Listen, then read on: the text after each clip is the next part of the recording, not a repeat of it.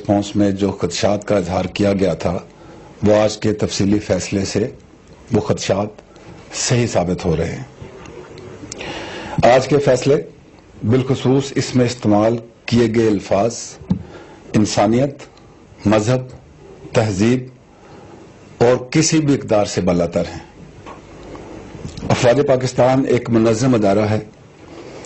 ہم ملکی سلامتی کو قائم رکھنے اور اس کے دفاع کے لیے اپنی جانیں قربان کرنے کے حلف بردار ہیں، اور ایسا ہم نے پچھلے 20 سال میں عملی طور پر کر کے دکھایا ہے کہ وہ کام جو دنیا کا کوئی ملک، دنیا کی کوئی فوج نہیں کر سکی، وہ صرف پاکستان نے اور افواج پاکستان نے اپنی عوام کی سپورٹ کے ساتھ اس کو حاصل کیا۔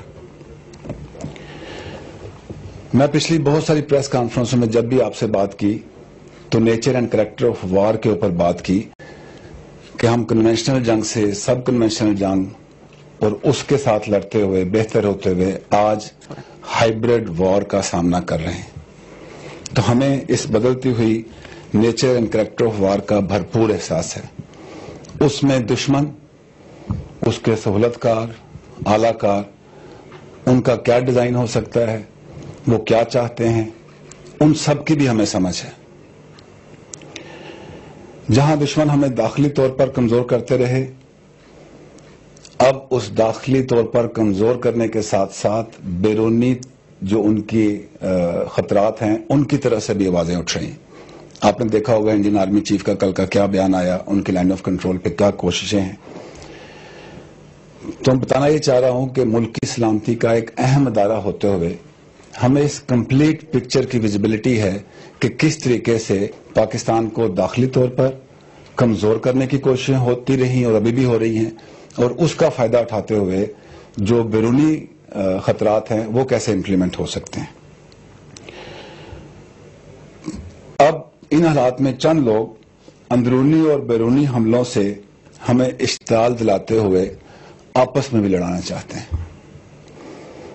اور اس طریقے سے پاکستان کو شکست دینے کے خواب بھی دیکھ رہے ہیں۔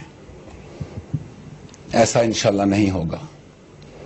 اگر ہمیں تھریٹ کا پتہ ہے تو ہمارا ریسپانس بھی ان پلیس ہے۔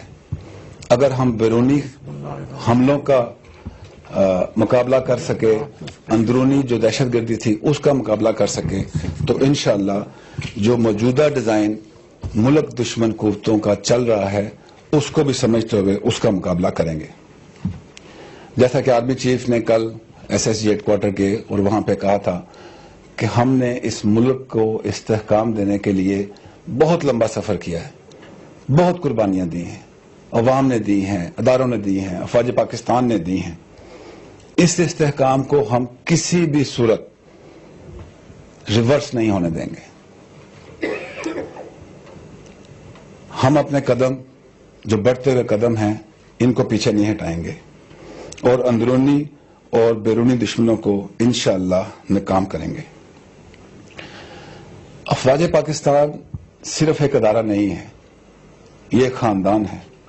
ہم عوام کی افواج ہیں اور جذبہ ایمانی کے بعد عوام کی حمایت سے مضبوط ہیں۔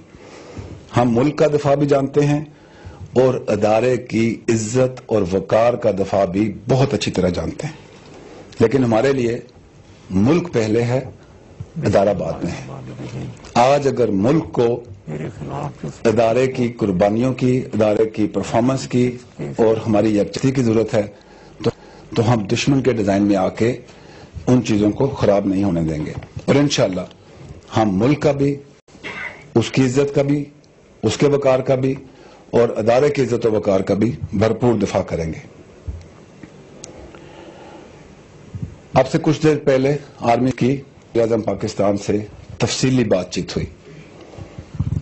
اس فیصلے کے آنے کے بعد افواج پاکستان کے کیا جذبات ہیں، اور میں میڈیا دیکھ رہا تھا، انالیسس دیکھ رہا تھا، اس سے ریفلیکشن مل رہی ہے کہ جو محب وطن پاکستانی ہیں، جو سمجھتے ہیں کہ پاکستان کن خطرات سے دوچار ہے، ان کے جذبات کو بھی دیکھتے ہوئے ہمیں اس کو آگے لے کے کیسے چلنا ہے، یہ آرمی چیف اور وزیر اعظم پاکستان کی بڑی تفصیل سے بات ہوئی ہے۔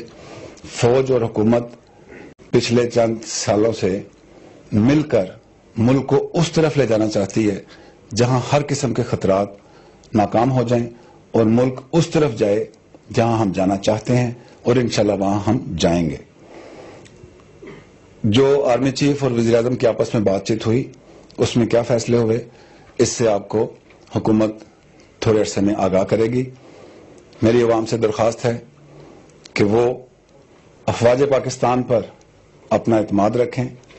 ہم ملک میں کسی صورت انتشار کو پھیلنے نہیں دیں گے، لیکن ایسا کرتے ہوئے اپنے ادارے کی عزت اور وقار کو ملک کی عزت اور وقار کے ساتھ قائم رکھیں گے، اور انشاءاللہ جتنے بھی دشمن ہیں، خواہ وہ اندرونی ہیں، بیرونی ہیں، ان کے اعلیٰ کار ہیں، سلطکار ہیں، ان کو ہم انشاءاللہ بھرپور جواب دیں گے۔ Thank you very much.